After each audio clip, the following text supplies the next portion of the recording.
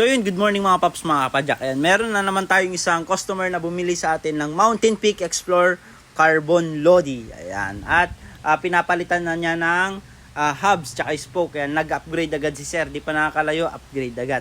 At ang daming mga batang natutuwa dito sa bike ni sir. O, kahit si sir to ang tuwa kasi pinipitik yung bike niya. Kasi sabi nga nila, Carbon Lodi. Ayan, sabi nga ni sir, ganyan din daw siya nung bata.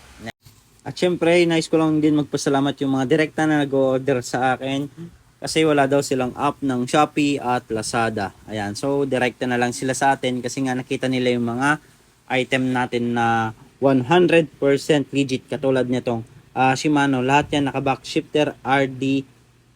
Ayan. Ito naman dito naman tayo sa Kinesis na malupit yan box natin. Naghanap ng malupit na rigid fork. Ayan, ito na yun. Ito, naka-internal cable na to, naka-tapered pa. Yan, naka-true axle. Yan. Sa mga naka-quick release, hindi siya pwede. Sa mga pang true axle lang. Yan, nakikita nyo dito sa spoke box pa lang. Meron siyang foam.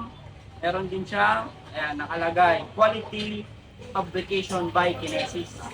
Yan. Sa mga ibang brand, yung makikita yung ganitong ka-quality pagkalagay sa box. Ayan. Ito naman, may bubble wrap pa siya, meron pa siyang makapal na plastic. Ayan. So ito yung rigid fork. Ayan. Quality. Internal cable, ito na yung lalabas dito sa may bandang caliper. Ayan.